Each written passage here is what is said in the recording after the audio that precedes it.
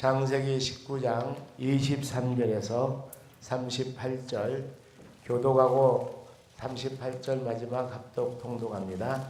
영상에도 있습니다. 23절 제가 봅니다. 롯이 소알에 들어갈 때 해가 돋았더라.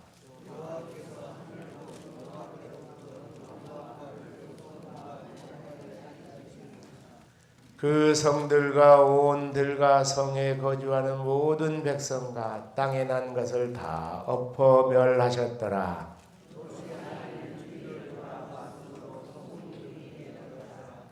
아브라함이 그 아침에 일찍 일어나 여호와 앞에 서 있던 곳에 이르러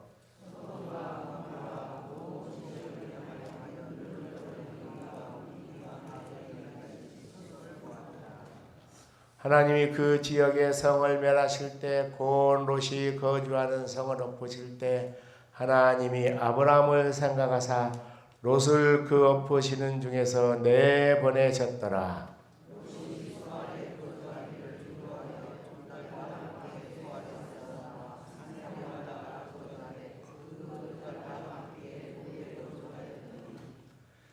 큰딸이 작은딸에게 이르되 우리 아버지는 늙으셨고 온 세상의 도리를 따라 우리의 배필될 사람이 이 땅에는 없으니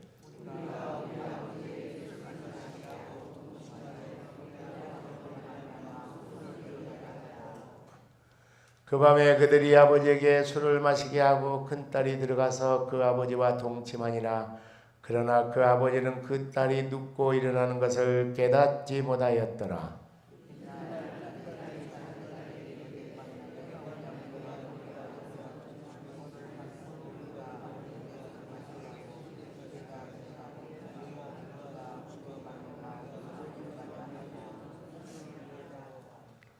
그 밤에도 그들이 아버지에게 술을 마시게 하고 작은 딸이 일어나 아버지와 동침하니라. 그러나 아버지는 그 딸이 눕고 일어난 것을 깨닫지 못하였더라. 큰 딸은 아들을 낳아 이름을 모압이라 하였으니 오늘날 모압의 조상이요 작은 딸도 아들을 낳아 이름을 베냐민이라 하였으니 오늘날 암몬 자손의 조상이었더라. 아멘. 오늘 아침의 주제를 따라합시다. 부끄러운 성도의 삶. 여러분, 새로운 인생을 어떻게 살 것이냐 중요한 과제죠. 이제 천국에 가신 이 고 이원설 박사, 이번은 6.25 때 이제 연세대학을 다니고 있는 청년이었습니다.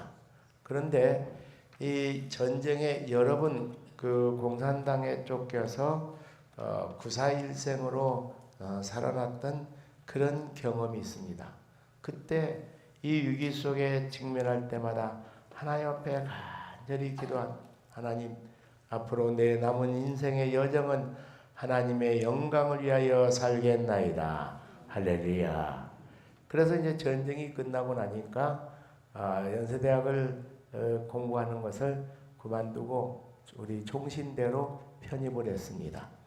학교를 종신을 졸업하고 하나님께서 그에게 미국 유학의 길을 열어주셔서 아주 장로로서 목사가 되지는 않았지만은 그분은 평신도 장로로서 목사 이상으로 전국 많은 교회를 순회하면서 특별히 기독교 청년들에게 그런 많은 이제 영향력을 끼친 인물입니다.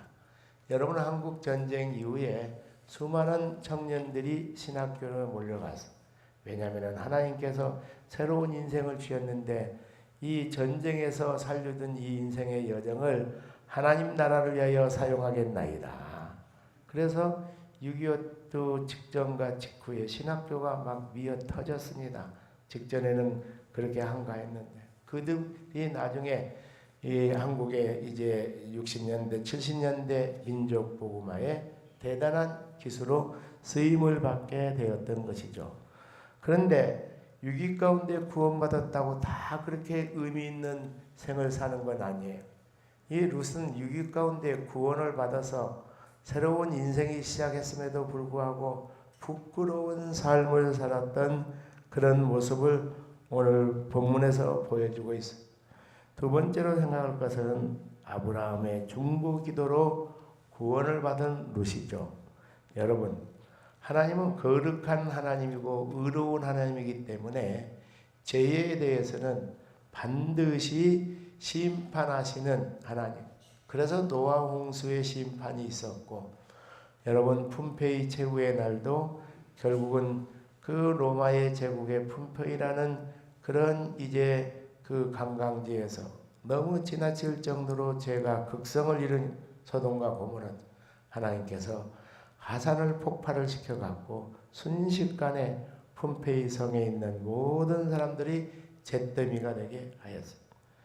여러분 2차 대전 때 독일의 수용소에서 유대인들이 600만 명이나 학살이 됐어요. 근데 왜 사람들이 생각할 때는 저 유대인들이, 죄 없는 유대인들이 저렇게 600만이나 학살이 되었을까? 그게 아닙니다. 2000년 전에 예수를 십자가에 처형을 시켰을 때 마태복음 27장 25절 이제 이야기 같이 읽습니다. 시작. 백성이 다 대답하여 이르되 그 피를 우리와 우리 자손에게 돌릴지어다. 자, 이 바리새인들 서기관들이 예수를 십자가에 하면서 어떻게 하면은 이 예수를 풀어주려고 빌라도 총독이 그렇게 애를 썼는데, 이 사람 이 죄 무결하다. 너네들 어떻게 책임을 질래? 그랬더니 마태복음 27장 25절에 자기와 자기들의 그 피에 대해서, 예수를 죽인 그 피에 대해서 자신들과 자신들의 우리 그 피를 우리와 우리 자손에게 돌릴지어다. 그들이 그렇게 입으로 고백을 했어요. 그래서 여러분 2차 대전 때 이 유대인들이 600만 명이나 학살을 당했던 것이 그냥 이루어진 것은 아니에요. 하나님은 뿌리는 대로 거두시는 하나님이신 줄로 믿습니다. 그런데 그럼에도 불구하고 이 죄의 삭신이 사망인데, 그럼에도 불구하고 룻이 구원을 받은 거, 룻의 모습을 보면은 의인의 모습을 띠지 못하고 참 죄 들락날락하면서 죄와 타협하고 사는 부끄러운 의인이었는데, 누구의 중보기도? 아브라함의 중보기도로 룻이 소돔과 고모라에서 구원받은 큰 은혜의 역사가 나타난 줄로 믿으시기를 바랍니다. 구약에 그런 인물이 또 한 사람 있습니다. 솔로몬은 왕이 되었을 때 초창기 때는 일천 번제를 드리고 하나님의 마음을 기쁘시게 하고, 그래서 하나님께 전무후무한 지혜의 축복을 받았고 후기와 영화의 축복을 받았어요. 그런데 하나님 주신 지혜를 잘못 사용해 가지고 엄청나게 많은 주변 나라의 공주들을 자기 후궁으로, 그 이유가 있었어요. 자기 아버지는 전사였어요. 용사였어요. 그래서 큰 나라를 만들었어요. 자기는 왕자로서 아주 온실에서 그냥 편안하게 성장했는데 이 엄청난 나라를 어떻게 통치할까? 하나님 주신 지혜를 인간적으로 사용해 가지고 전쟁을 하지 않고도 주변의 나라들을 정복할 수 있는 방법이 뭐냐? 주변에 조공을 바치는, 아버지가 다 전쟁을 통해서 정복을 했던 그 나라들 공주들을 다 자기 후궁 삼아 가지고 결혼 관계에 의해서 이제 군사력을 이용하지 않고도 얼마든지 통치할 수 있었어요. 문제는 나이가 드니까 이제는 그 후궁들을 따라서 우상 숭배를 하게 돼요. 그러니까 하나님 볼 때 괘씸했어요. 그래서 바로 그 나라를 멸망시키고 싶었는데 그 아버지 누구를 생각해서? 다윗을 생각해요.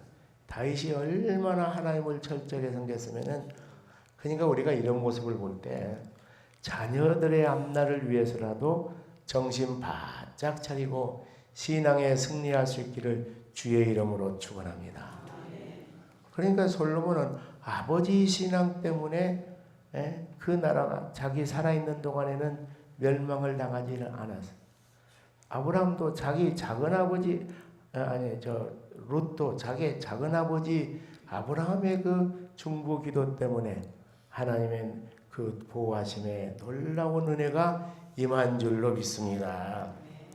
그런데 세 번째로 이 롯은 현실 도피적인 잘못된 신앙의식을 갖고 있었어요. 소알 땅인도 이 죄악의 땅이었어요. 소돔과 고모라처럼 멸망받을 것 같으니까 깊은 산속, 소활로 이제 깊이 들어갔어요. 자, 여러분 성도들이 제약된 세상을 무조건 도망가는 것만이 이 능사는 아닙니다. 예? 제약된 세상을 영적으로 정복해야 될 줄로 믿습니다. 예? 영적으로 정복을 해요. 다른 말로 말해서 우리 성도들이 세상 안에 있어야지, 세상에 이 어두운 세상에 있어야지 뭐가 됩니까? 빛이 되죠. 너희는 세상에 무엇이라? 빛이라. 또 세상이 아무리 더럽고 추악한 죄악의 땅이지만은 그 더러운 세상 안에 있어야지 너희는 세상에 무엇이라? 소금이라. 그러니까 세상을 등지고 살면 안 됩니다. 아브라함은 소돔과 고모라가 이 멸망당한 것에 뒤어가지고 빠져나왔는데 소알로 갔어요. 근데 거기도 마찬가지예요. 그러니까 여기도 또 멸망당했구나. 사람들 안 사는 이제 깊은 산속으로 가서 은둔하자. 그래서 깊은 산속에 가서 굴 속에 들어가서 두 딸들과 은둔 생활을 하게 됐다라는 거예요. 근데 이제 마지막 네 번째, 구원 이후에 부끄러운 롯의 삶의 모습을 볼 수가 있어요. 무슨 이야기인가? 그 이제 동굴의 어두운 침침한 동굴 속에서 이 딸들이 엄청난 죄악을 이제 음모를 꾸밉니다. 자, 우리 이제 약혼했던 두 남자들, 남편 된 사람들은 소돔과 고모라가 멸망당할 때 빠져나오라 그러니까 농담인 줄 알고 그러다가 그 성에서 다 유황불의 심판으로 죽었어요.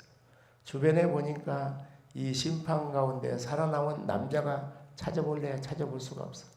그러니 우리가 어떻게 인종을 전파할 것인가? 그러면서 그 아버지 룻을 술에 취하게, 그래서 술 취한 틈을 이용해 가지고 그 아버지와 동침을 해서 자녀를 낳는 아주 폐륜적인 그런 엄청난 일들을 합니다. 그러니까 무슨 이야기냐?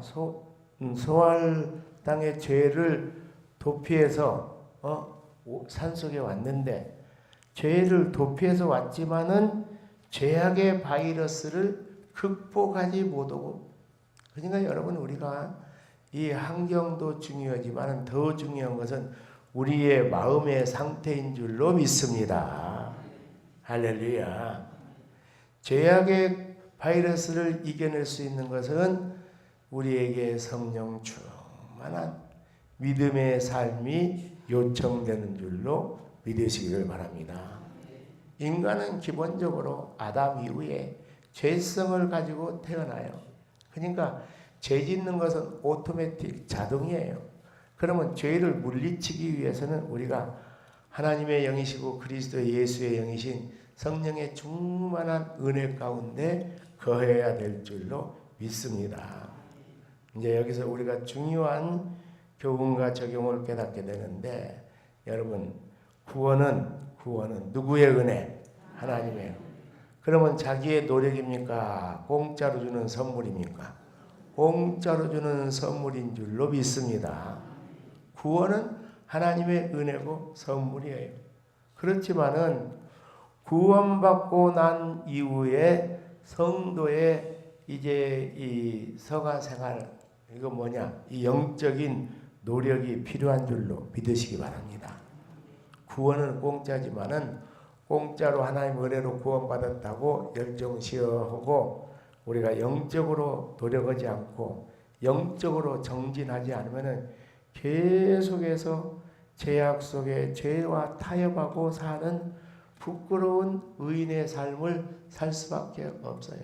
그러면 성도다운 믿음의 승리의 삶, 이게 바로 성화생활입니다. 성화생활. 이 성화생활의 사명이 저와 여러분에게 있는 줄로 믿습니다. 그래서 빌립보서에서 무슨 말씀을 해요? 두렵고 떨림으로 너희 무엇을 이루라? 너희 구원을 이루라. 구원은 이미 시작이 됐죠. 주 예수를 믿으라. 그리하면 너와 내 집이 뭘 받으리라? 구원을. 이게 구원의 시작이에요. 그러나 구원의 시작은 누구의 은혜? 하나님의 은혜, 공짜 선물. 그러나 하나님의 은혜로 시작된 구원을 아름답게 성장시키고 아름답게 이 성화시키는 그 귀한 사명은 성령님과 성도와의 같이 협력 사역인 줄로 믿습니다. 구원은 하나님의 단독 사역이지만 성화 생활은 성령께서 도와주시고 또 성령께서 도와주신다고 우리가 열중시험은 안 돼요. 그래서 우리가 말씀과 동행하는데 힘쓸 수 있기를 주의 이름으로 축원합니다. 말씀 붙잡고 기도의 무릎으로 정진하기를 주의 이름으로 당부합니다. 그렇지 않으면 우리가 부끄러운 구원을 받기는 받았지만 부끄러운 구원에 그래서 의인도 심판이 있습니다. 하늘나라에 가면은 이제 구원 이후에 열심히 성령 충만해서 믿음의 많은 열매를 맺은 분들에게는 천국의 놀라운 면류관이 있는 줄로 믿습니다. 하나님의 놀라운 더욱 풍성한 천국의 축복이 있는 줄로 믿습니다. 근데 구원 이후에 부끄러운 구원을 받은 사람들은 하나님의 나라 가서도 하나님의 심판이 임할 줄로 믿습니다. 책망이 있는 줄로 믿습니다. 부끄러운 구원의 그런 자리에 들지 않고 영광스럽고 자랑스러운 승리하는 오늘 하루의 여정이 되는 저와 여러분 우리 모두가 되기를 주의 이름으로 축원합니다.